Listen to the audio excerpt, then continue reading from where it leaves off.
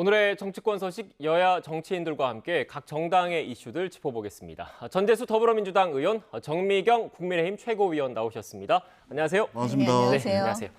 오늘은 본격적으로 그 전국 관련된 얘기하기 전에 코로나19 관련된 그 상황부터 좀 짚어봐야 할 것 같습니다. 코로나19 하루 신규 확진자가 5천 명을 넘었고 변이 바이러스인 오미크론의 국내 유입에 대한 우려도 지금 커지고 있습니다. 그래서 입국 방역을 좀 더 강화해야 되는 것 아니냐 이런 지적도 끊임없이 나오고 있는데 어떻게 보십니까, 여당에서는? 그러니까 이제 4주 전에 이제 일상 회복 프로그램이 시작이 됐지 않습니까? 네. 그래서 이제 6주 단위로 끊어놔 가지고 그 6주 동안의 변화 상황들을 좀 면밀히 관찰하고 난 뒤에 일상 회복 2단계, 3단계로 넘어가 가지고 최종 3단계에서는 모든 것을 다 해제하는 쪽으로 계획을 잡았었는데 이게 갑자기 이제 오미크론 또 다른 변이가 발생을 하고 있고 또 일상회복 1단계에서 사실은 이제 전문가들 예상치를 훌쩍 뛰어넘는 이런 이제 확진자들이 지금 나오고 있습니다. 그래서 어제 문재인 대통령께서 직접 방역 점검 회의를 주재할 정도로 정부는 이 상황을 굉장히 심각하게 보고 있고요. 집권 여당인 민주당도 마찬가지입니다. 다만 이제 일상회복 1단계를 완전히 대물릴 수는 없는 상황입니다. 이 부분을 이제 의사 선생님들이나 이런 분들 방역 전문가들이 좀 우려하는 측면이 있는데 그러나 이 상황을 완전히 대물리기에는 여러 가지 조건상 이제 한계가 있기 때문에 이 상황을 좀 잘 관리하는 쪽으로 지금 진행이 되고 있고 저희들도 정치권도 정말로 이게 이전과는 완전히 새로운 국면이 도래했다. 그래서 좀 국회에서도 좀 머리를 맞대고 대책을 강구하는 데 힘을 좀 모아야 되겠다. 이런 생각들을 하고 있습니다. 네, 지금 의원님께서 집권 여당에 어떻게 보면 무게감이 있으신 인사시니까 추가적으로 제가 그 구체적으로 좀 질문을 드릴게요. 그러니까 일각에서 나오는 얘기들은 그 해외 입국자들의 입국 금지를 좀 확대를 하든지 아니면 사회적 거리두기 단계로 회귀하는 것까지 좀 어렵다면 그 사적 모임 민원 축소라든지 아니면 영업시간 제한이라든지 어느 정도 모임 자체를 축소할 수 있는 행정 조치들이 뒤따라야 되는 것 아니냐, 이게 구체적인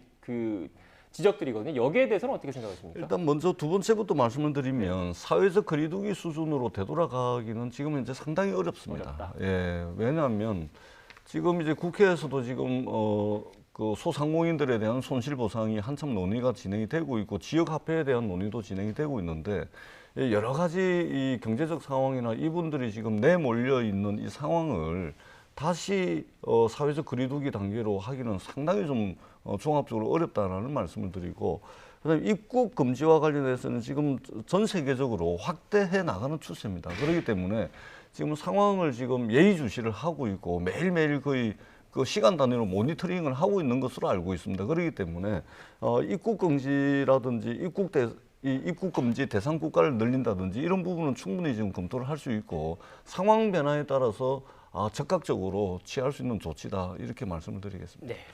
여기에 대해서 어떻게 생각하십니까? 국민의힘 쪽에서는? 그 오미크론에 대해서 사실은 그 초기 대응이 굉장히 중요하잖아요. 또 오미크론. 네. 예, 네. 맞아요. 그래서 초기 대응이 굉장히 중요한데 이 대응을 잘못해가지고 또 감당할 수 없는 상황이 벌어졌을 때 우리 처음에 코로나 처음 상황 있잖아요. 그때도 뭐 입국 금지를 강화시켜야 된다, 막 이런 얘기가 여러 나왔는데 지금 상황이 그때 상황하고 또 비슷해진 것 같아요. 네. 그래서 저는 정부가 이 상황이 어떤 방식으로 우리가 막아낼 수 있는지에 대해서 국민들께 좀 알려주시고 가능하다면 그 입국에 대한 부분을 더 강화시켜야 되는 것이 아닌가. 저는 그렇게 봅니다. 네, 저도 최고위원님께 좀 구체적으로 질문을 드리겠습니다. 그러니까 현재 아프리카 8개 나라 정도가 입국 금지가 돼 있지 않습니까? 이거를 선제적으로 좀 더 입국 금지 국가를 확대를 해야 된다라는 지적에 대해서 어떻게 생각하시는지 하나랑, 그리고 이 사적 모임 축소 그리고 영업시간 제한 같은 뭐 사회적 거리두기 단계 회기로까지는 아니지만 어떻게 보면 그 이동량이나 아니면 사회의 사적 모임 자체를 좀 줄여야 된다는 방안에 대해서는 어떻게 생각하시는지가 궁금하거든요. 그 국민들께서는요, 내용을 사실 잘 몰라요. 네. 언론을 통해서 우리가 알거나 그다음에 정부가 어떤 얘기를 언론을 통해서 얘기하면 그 정도의 우리는 지식을 가질 수밖에 없잖아요. 그러면 첫 번째 그 입국 금지 대상을 확대해서 만약에 막을 수 있다면 그 판단은 오로지 정부의 판단에 달려 있는 거잖아요. 네. 그렇다면 당연히 정부는 전문가들의 의견을 듣고 어떤 식으로는 결단을 내려야 되는 거예요. 근데 그런 결단을 내리면 우리 국민들께서는 아, 그게 좋은 판단이구나 그리고 받아들일 수밖에 없으니까 그건 정부가 신속하게 결단을 내려줘야 된다고 생각하고요. 그다음에 두 번째는 회기든 회기가 아니든 저는 그건 중요하다고 보지 않아요. 정말 막아낼 수 없는 정도의 상황인데 우리가 다시 그거를 갖다가 좀 축소해서 좀 모임을 좀 또 줄이고 이런 게 가능해서 막아낼 수 있다면 막아내야 되는 거 아니겠어요? 네. 그것도 정부에게 달려 있는 거죠. 네, 알겠습니다. 일단 뭐 이른바 코로나19 방역, K-방역이 또 중대 기로에 지금 서 있는 상황입니다. 어떻게 보면 그 이런 코로나19 방역과 관련해서는 여야 가릴 것 없이 그리고 어떻게 보면 전문가, 정부 가릴 것 없이 사회적 재난을 극복하기 위한 초유의 과제이기 때문에 여야 그리고 전문가, 정부가 모두 힘을 모아서 머리를 맞대고 대책을 마련해야 되겠다라는 생각이 듭니다. 이 얘기는 이 정도로 하고 본격적으로 정치권 소식을 짚어보겠습니다. 먼저 국민의힘 관련된 이야기를 해봐야 될 것 같은데 이준석 대표가 지금 집거 중이지 않습니까? 관련해서 질문이 쏟아졌는데 윤석열 후보가 이런 발언을 했습니다. 먼저 듣고 오겠습니다. 일사불란한 그런 지휘 명령 체계가 있다면은 그게 어디 민주적 정당이라고 할 수 있겠습니까? 그래서 어제 제가 그 얘기를 듣기로는 뭐 본인 휴대폰을 다 꺼놓고 있다고 했기 때문에 그렇게 뭐 무리하게 해서 막 연락을 하는 것보다 이제 좀 뭐 부산에 있다고 하니까 좀 생각도 정리하고 이렇게 해서 다시 당무에 복귀하게 되면 얼마든지 부산서 그 당무로 바로 복귀를 할지 또 하루 이틀 걸릴지는 모르겠습니다만은 또 우리가 같이 선대위도 해야 하고 또 최고위도 같이 해야 되고 하기 때문에 그 회의 기간 시간이나 또는 그 전후로 해서 얼마든지 얘기할 수 있는 기회는 많이 있습니다. 네, 최 의원님, 그 국민의힘 얘기니까 먼저 질문을 드릴게요. 제가 윤석열 후보 발언 중에서 눈에 띄었던 부분이 무리하게 해서 연락을 하는 것보다 이 부분이거든요. 무리하게 연락을 안 하겠다 이런 의미입니까? 어떤 의미입니까? 저희도 사실은 되게 조심스럽고 네. 좀 답답하고 또 많이 걱정하고 저는 사실 요즘 잠을 못 자고 있어요. 지금 이틀 동안. 아, 그렇습니까? 예, 그런 네. 상황이라서 그 또 이제 방송에 왜 국민들께서 엄청 또 짜증이 나시는 상황이기 때문에 말씀드리기가 그런데 이렇게 선거를 하다 보면 또 여러 가지 갈등 상황이 벌어지잖아요. 또 그 중에 한 과정인데 좀 너무 이게 좀 과도하니까 다들 놀라고 있는 그런 상황이거든요. 근데 이제 결과적으로는 그 후보와 대표가 좀 더 그 협의해서 잘 나가는 모습을 보여드려야 되는데 지금 그런 그 푸는 과정에 있지 않나. 저는 그냥 그 결국에는 네. 또 이 또한 지나가리라 또 해결되는 상황이 벌어질 거니까요. 그냥 걱정 너무 하시지 않았으면 좋겠고 윤석열 후보도 답답하시니까 지금 저렇게 말씀하신 것 같은데 결국에는 후보께서 또 그 대표에게 전화를 하시거나 이렇게 해서 두 분이 만나시는 그 수순을 밟지 않을까 저는 그렇게 봅니다. 네. 의원님 하나 더 질문 추가로 드려도 되겠죠? 지금 의원님께서 이 또한 지나가리라라고 말씀하셨는데 일반 시청자 여러분들 그리고 유권자분들은 이 지나가는 과정도 궁금하거든요. 그래서 좀 질문을 좀 드릴게요. 일단 이준석 대표가 그 SNS에 메시지를 올리고 사실상 잠적을 했지 않습니까? 그때 보니까 초선 의원들과 그 술자리가 있었다고 하던데 당일날 통화를 하셨다면서요? 아, 이제 그 술자리 마치고 네. 집으로 가는 과정에서 이제 저하고 통화가 됐는데요. 그 주변에서 이제 SNS에 올린 걸 보고 저는 사실 못 봤습니다, 네. 그때. 근데 이제 걱정이 되시니까 저한테 확인 좀 해달라고. 그래서 이제 제가 통화를 했는데, 굉장히 많이 고통스러워 하더라고요. 왜냐하면 본인이 그 당대표로서 느끼는 그 책임감이나 이런 거에 대해서도 인식을 하고 있고요. 그 다음에 그 정권 교체를 향해서 당대표가 되고 나서 그린 그림이 있었는데 그 그림대로 이 선대위 그림이랑 맞지 않으니까 굉장히 고통스러워 하는 것 같았어요. 그래서 이제 술이 좀 과하니까 그 조금 있다가 이제 집에 가서 전화하자. 그리고 이제 그냥 많은 얘기는 못 하고 끄는 그런 상황입니다. 네, 지금 말씀하신 거 방송에서 공개해도 되는 내용인 거죠? 네. 일단 뭐 좀 말씀을 좀 두루뭉술하게 하셔서 그 이준석 대표가 원하는 바가 있었다라는 말씀이신 거잖아요. 그런데 제가 좀 단도직입적으로 여쭙겠습니다. 가장 큰 원인이 김병준 위원장 그리고 이수정 교수 영입과 관련된 겁니까? 아니면 어떤 겁니까? 그건 저는 이제 구체적인 거는 잘 모르겠고요. 그 모든 게 이제 어떤 하나의 원인, 하나의 어떤 걸로만 귀결될 것 같지는 않고 그 종합적으로 다 쌓이고 쌓여가지고 네. 그게 이제 이렇게 좀 이런 과도하게 좀 간 게 아닌가 좀 그런 생각이 듭니다. 네, 말씀 한마디 한마디에 되게 조심스럽게 말씀하시는데 이런 모습 보시는 여당 입장은 어떻습니까? 그 일단은 우리 대통령 선거가 네. 국민들 삶 또는 나라의 미래 뭐 이런 것과 전혀 상관없는 자기네들끼리 어떤 자리 다툼, 이 자리 다툼의 본질은 권력 투쟁이죠. 권력 투쟁. 이것으로 지금 대통령 선거 뉴스가 도배가 된다는 측면에서 정말로 이게 보는 입장에서도 좀 그만 좀 했으면 좋겠다. 지금 벌써 며칠 전입니까?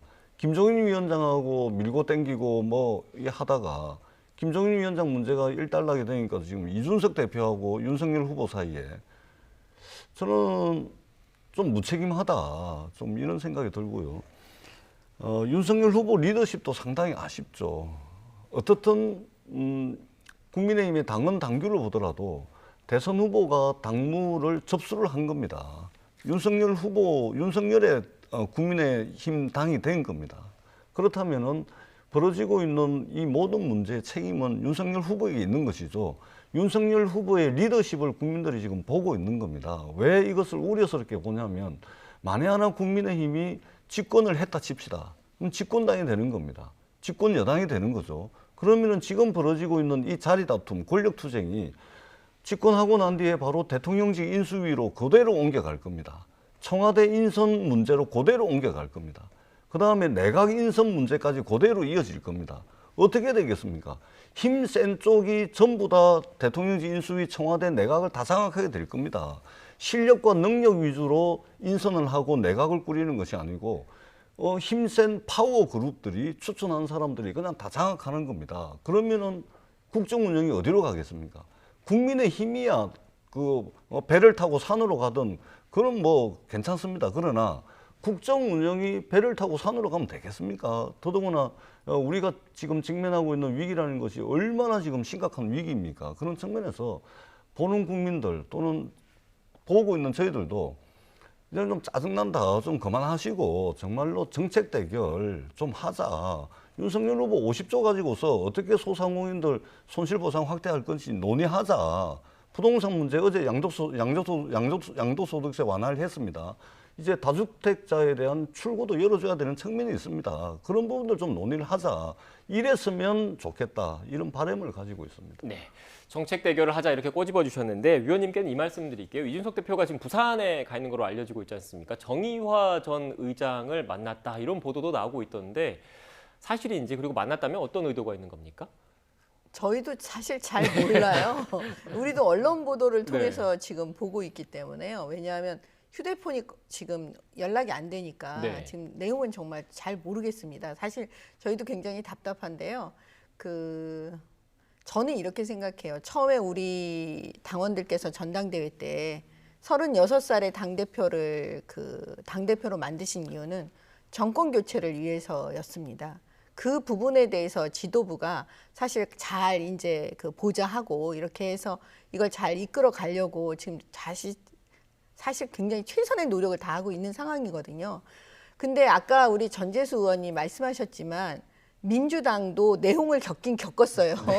왜 지난번에 한번 다 이제 내려놔라. 그리고 뭐 이재명의 민주당의 이재명이 아니고 뭐 이렇게 말씀하시잖아요. 그러니까 사실은 선거를 시작하는 가운데에서 다 어떤 당이든 사실 한 번에 겪는 건데 지금 이 시점에서 겪는 게 어떻게 보면 더 나을 수도 있다. 왜냐하면 이게 더 지나가고 뭐 한 달 남고 뭐 이런 일이 벌어지면 안 되니까요. 그러니까 그런 면에서 봤을 때 그래도 빨리 이걸 해결할 수 있는 시간이 좀 있으니까 여기서 털고 한번 가는 게 훨씬 낫다 이렇게 보여지고요.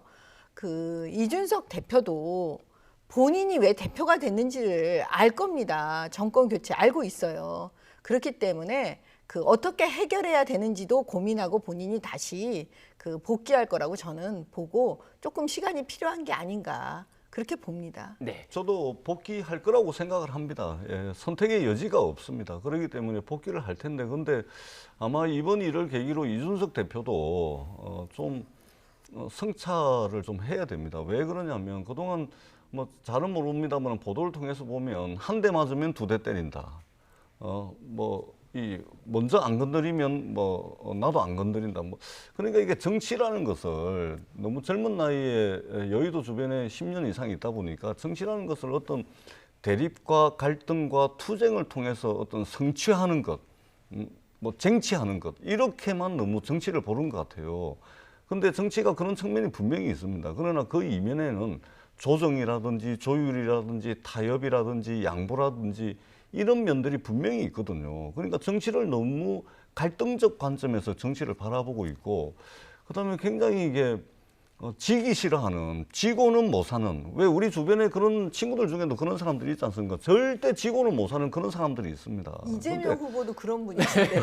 그러니까 이제 정치를 하다 보면 이게 질 때는 져야 되는 거죠. 그다음에 아무리 기분이 상해도 그냥 못 들어서 넘어가야 되는 경우도 있습니다. 그런데 지고는 못 사는 이 성격이 지금 이 갈등 국면에서 지금 극단적으로 표출이 되고 있다. 어떻게 보면은 제잘난 맛에 하는 정치에 너무 길들여져 있는 거 아닌가, 이런 이제 우려도 좀 있습니다. 네, 지금 국민의힘 얘기는 계속 그 위원님께 좀 구체적으로 좀 질문 좀 제가 드리고 있습니다. 일단 앞서 위원님께서 민주당도 내홍을 겪었지 않느냐, 그러면서 이재명의 민주당으로 지금 작업이 진행되고 있다, 이런 취지의 말씀을 하셨는데, 지금 제가 국민의힘 당원을 보면 그 국민의힘 대선 후보가 뽑히면 그 대선 후보에게 선거와 관련된 당무 우선권이 네. 있습니다. 그래서 지금 민주당 같은 경우에도 이재명 후보가 어떻게 보면 그 가장 큰 권한을 갖고 있고 송영길 대표 등 다른 기존의 지도부들이 뒤로 좀 빠진 상황인 거잖아요. 이 국민의힘 내부에서도 윤석열 후보가 대선 후보고 당무 우선권을 갖고 있으니까 국민의힘 그 윤석열 후보를 중심으로 뭉쳐야 되지 않느냐, 이준석 대표가 조금 더 양보를 하는 게 맞지 않느냐, 이런 여론도 있을 것 같다는 생각이 들고, 반대로 윤석열 후보가 통 크게 다 품어서 가야 되는 것 아니냐, 이런 여론도 있을 것 같은데, 실제 여론의 그 경중은 어떻습니까? 근데 이제 어떤 사건이 터지면 다 양비론으로 갈 수밖에 없어요. 어느 한쪽이 뭐 다 옳다라고 가지는 않으니까요. 그 제가 볼 때는 우리가 당무 우선권, 그게 이제 후보에게 있는 게 맞고요. 네. 사실 후보 중심으로 가는 게 맞습니다. 그래서 이제 최고위원 지도부도 사실 뒤로 지금 빠져 있는 상황인 거 맞거든요. 네. 그다음에 그 회의 주제도 그 윤석열 후보가 지금 하고 계시고요. 근데 이제 그 어떻게 보면 이준석 당대표는 그 2030의 상징성을 이미 가져버렸어요.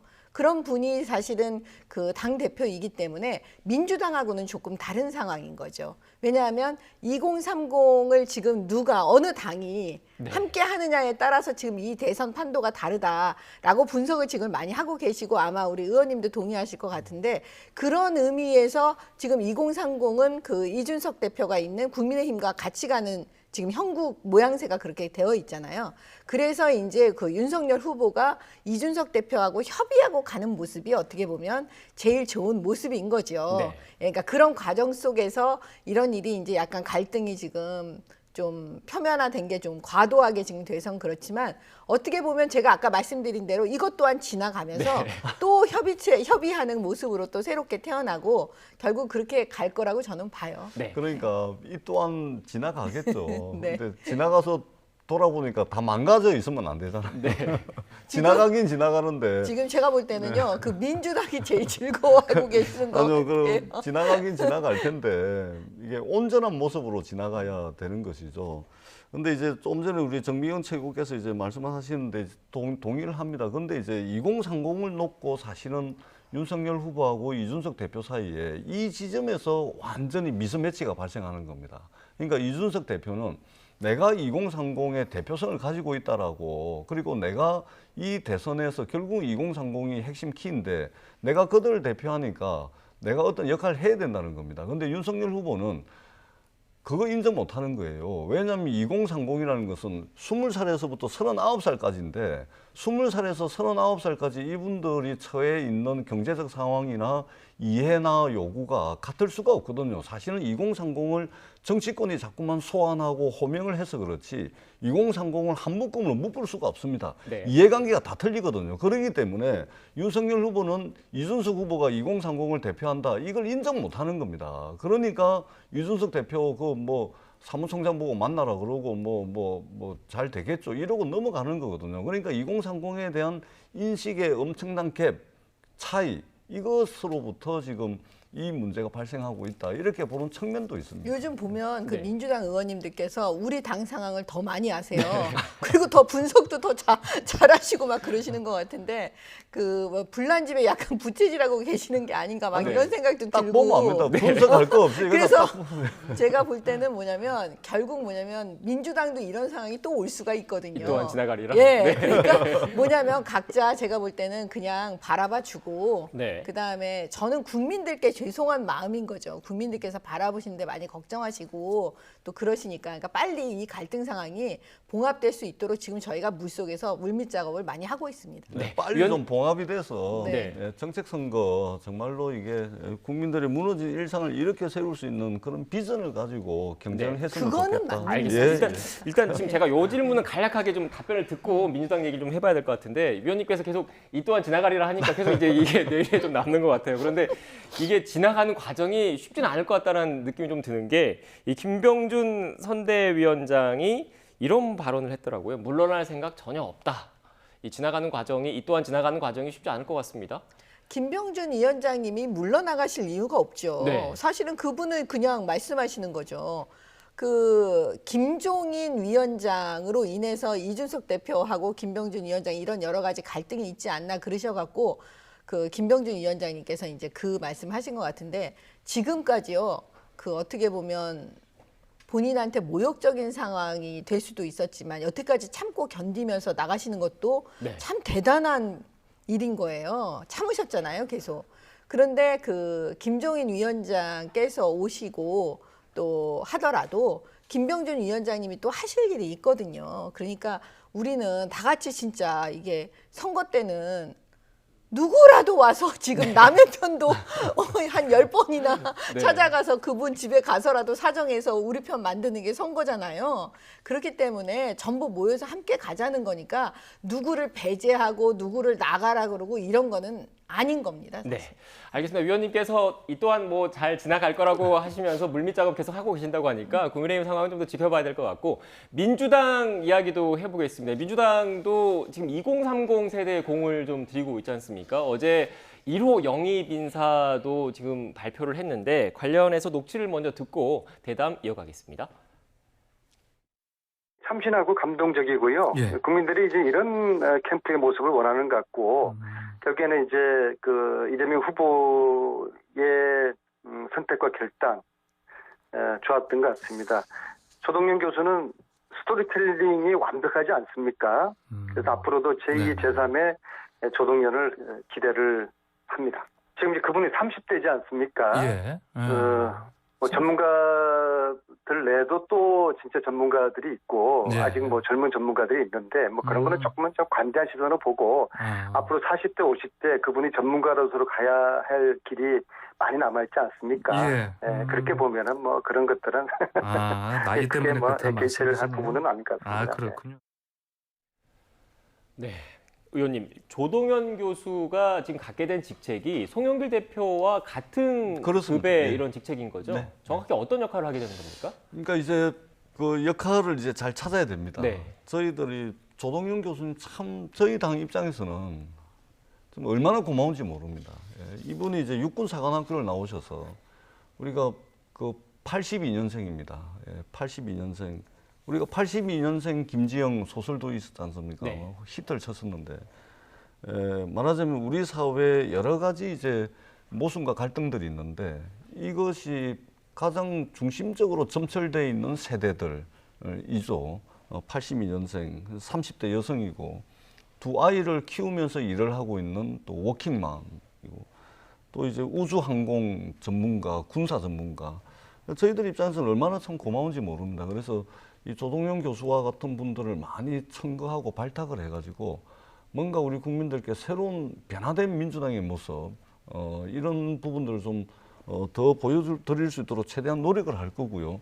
이제 송영길 대표와 공동 상임 선거대책위원장을 맡게 됩니다. 그렇게 되면은 아마 송영길 대표하고 이제 역할 분담도 좀 필요하고 이 부분들은 이제 선거 캠페인이 한 100일 정도 남았는데 이 과정에서 조동현 교수 귀하게 저희들이 모셨기 때문에 귀하게 또 쓰일 수 있도록 그리고 우리 그렇게 하는 역할들이 우리 국민들에게 사실은 이제 희망이 좀 되고 최소한 희망은 되지 못할지언정 위로는 될 수 있는 그런 이제 역할과 위상을 할 수 있도록 저희들이 옆에서 잘 보필하도록 하겠습니다. 네, 이건 좀 민주당 얘기니까 추가로 좀 발언 기회를 좀 더 드리겠습니다.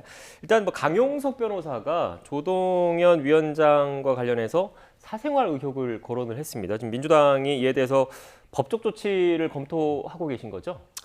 기본적으로 저는 이제 고소고발 천국이 돼서는 안 된다고 생각합니다. 네. 대한민국 이게 고소고발 공화국이 돼가지고 뭐 뻗떡하면 이게 뭐 고소고발이고 특히 선거 국면에서는 뭐 이런 일들이 뭐 비일비재하게 하고 있습니다. 그래서 기본적으로는 이제 뭐 좀 안 했으면 좋겠다는 생각인데 근데 강용석 변호사 하면 우리 국민들이 다 압니다.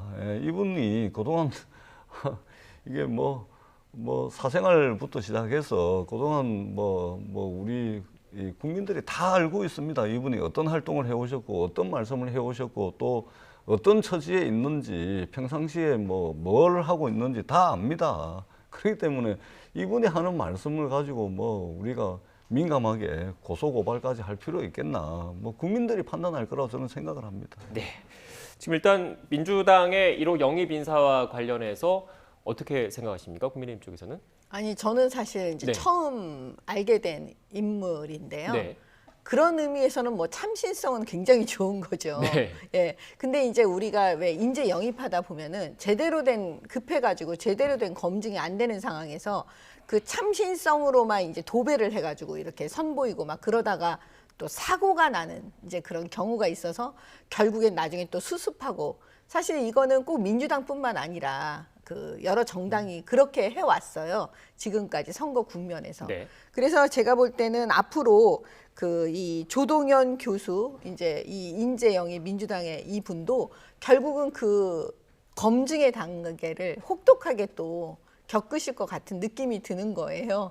예, 잘 헤쳐나가시기를 바랍니다. 네. 그런데 민주당 입장에서는 그 지적을 또 할 수도 있을 것 같아요. 일각에서는 민주당에서 이렇게 참신한 인물을 선정을 했는데 그러면 국민의힘 쪽에서는 지금 현재까지 안을 놓고 봤을 때 참신한 인물이 있느냐라는 또 지적을 할 수도 있을 것 같거든요. 어떻게 보십니까? 그 참신한 인물은 늘 있죠. 그리고 지금 민주당이 어떻게 보면 선대위 구성이 먼저였잖아요. 네. 그 경선이 일찍 끝났으니까요. 그거에 비해서 국민의힘은 조금 늦었고요. 그렇기 때문에 시간적으로 봤을 때 이제 그 우리가 늦은 게 아닌 거죠. 예, 이제 조만간 또 인재 영입을 해서 국민들께 이제 선배해야 되는데 우리도 이번에 이제 그 민주당을 보면서 생각한 건데 검증의 그 시간을 좀 많이 가질 필요가 있다. 저는 그렇게 봅니다. 네. 그리고 윤석열 후보 쪽에서 엊그제 이제 이수정 경기대 교수님을 이제 공동선대위원장으로 영입을 하셨다. 네. 근데 언론에서도 영입이라는 표현을 쓰던데, 근데 엄밀하게 따지면 영입이 아니죠. 왜냐하면 2020년 7월 달에 그때 당시 미래통합당의 성폭력 대책위원회 위원으로 이미 국민의힘에 영입이 됐었고요. 그리고 2020년도 10월 달에 국민의힘 경선관리위원회 위원으로 참여를 한 겁니다. 그러니까 국민의힘 쪽에 이미 몸을 담고 활동을 하던 분이죠. 그렇기 때문에 공동선대위원장으로 영입을 했다. 마치 새 인물인 것처럼 이렇게 이제 말씀들을 하시는데 그건 이미 몸을 담고 있었던 분이다. 이렇게 좀 봐주시는 게 맞지 않을까 그렇게 생각합니다. 네. 반론이 있으십니까? 그 부분에 대해서? 그러면 이제 검증은 그 완벽하게 됐다는 거네요. 알겠습니다. 일단 이 부분 이 정도로 좀 정리를 하고요. 좀 어떻게 보면 좀 분위기를 좀 그 도두기 위해서 가벼운 이야기를 좀 해볼게요. 최근 이재명 후보 그리고 부인 김혜경 씨가 각종 인터뷰 그리고 예능 프로그램에도 적극 나서고 있습니다. 이미지 변신을 꾀하는 거라고 볼 수 있겠습니까, 의원님? 불러주는 데가 많습니다. 일단. 아, 그렇습니까? 네. 일단 불러주는 데가 많고요. 예, 그래서 거기에 응하고 있는 겁니다. 그리고 제가 누누이 말씀을 드리지만 특히 이제 대선 후보 부인 제가 여러 차례 말씀을 드렸습니다마는 서울시장, 부산시장 부인에게는 국민 세금 단 10원도 안 들어갑니다. 그다음에 저희들 국회의원 부인에 대해서도 국민 세금 하나도 안 들어갑니다. 공식적인 직제가 있는 것도 아닙니다. 그런데 대통령 후보 부인에 대해서는 공식적인 직제가 있고 국민 세금으로 인력과 예산과 이것들이 다 지원이 됩니다. 그렇기 때문에 국민 세금 들어가는 데는 검증이 필요하죠. 감시가 필요하죠. 그렇기 때문에 좀 이제 대선 후보도 좀 국민들께 모습을 드러내 가지고 국민들께 좀 판단할 수 있는 근거, 선택할 수 있는 정보를 제공해 줘야 된다고 생각을 합니다. 그런 측면에서 김혜경 이제 사모님의 경우에는 국민들께 여러 차례 김장김치도 하고 여러 가지 이제 행보들을 보이고 있습니다. 그런 측면에서 상당히 좀 바람직하다 이런 생각이 들고 김건희 윤석열 후보 사모님께서도 이것은 국민들에 대한 예의입니다. 의무입니다. 그렇기 때문에 언론을 통해서든 또는 공식적인 행보를 통해서든 좀 국민들께 좀 나타나시는 것이 바람직하지 않은가 그런 이제 아쉬움을 좀 가지고 있습니다. 네, 자연스럽게 윤석열 후보 쪽에 비판을 해주고 하셨는데 그 윤석열 후보 부인 김건희 씨는 언제쯤 공개석상에 나오는 겁니까? 지금 그런 질문들을 굉장히 지금 네. 많이 하시는데 결국은 이제 선거가 이제 딱 돌입이 되면은요. 그러면 결국은 이제 나오시죠. 나오시는데 그 준비를 하고 있는 과정입니다, 지금. 예, 어떤 방법으로 국민들께 이제 하실지. 왜냐하면 사실은 그 지금 현재 문재인 정권에서 윤석열 후보가 검찰총장 시절부터 사실 얼마나 많이 주변에 윤석열 후보의 주변을 털으신 거 맞죠? 그렇게 해서 공격의 어떤 포인트를 잡고 계시고 있는데 털었다기보다는 좀 검증 정도로 맞아요. 좀, 네. 예, 그러면 그 김건희 씨에 대해서도 사실은 지난번에 뭐 형사적인 그런 문제 이런 부분에 대해서 계속 지금 공격의 포인트를 잡고 계시는 상황이기 때문에 그 부분에 대해서 진짜 그 퍼스트 레이디로서의 어떤 측면을 지금 보시고 싶어 하시는 게 아니라 어떻게 하면 공격을 많이 할까 그런 포인트를 잡고 계시기 때문에 그 부분에 대해서 우리가 준비하는 시간이 좀 있어야 됩니다. 네. 그러니까 좀 전에 우리 정미경 최고에서 이제 털었다 말씀을 하시는데 대한민국이 그렇게 만만한 나라가 아닙니다. 예. 털고 싶다고 검사, 경찰 동원해가지고 이게 무슨 군사 독재 시절도 아니고 그렇게 검증을 할 수가 없습니다. 그리고 대한민국은 엄연히 형사사법 체계가 엄연히 존재하는 것이고 그 다음에 수사에 대한 이제 법이 정한 절차와 과정이 있는 것입니다. 그런 측면으로 이제 좀 봐야 될 것 같다는 그러면 의원님 그런 면에서 공수처는 없애야 돼요. 지금 공수처가 형사사법 그 체계에 맞습니까? 절차를 지금 제대로 하고 있습니까? 알겠습니다. 세상에 저렇게 법을 안 지키는 공수처가 어디 있습니까? 의원님 알겠습니다. 일단 거의 그 대담이 마무리 단계에서 이렇게 또 논쟁을 붙으니까 그래도 정리를 좀 해야 될 것 같습니다. 저희 준비한 시간이 있어서요. 다음 기회에 또 모셔서 관련된 이야기 현안 짚어보겠습니다. 지금까지 전재수 더불어민주당 의원, 정미경 국민의힘 최고위원과 함께 대선 전국 현안에 대한 이야기 나눴습니다. 오늘 말씀 고맙습니다. 네, 고맙습니다. 고맙습니다.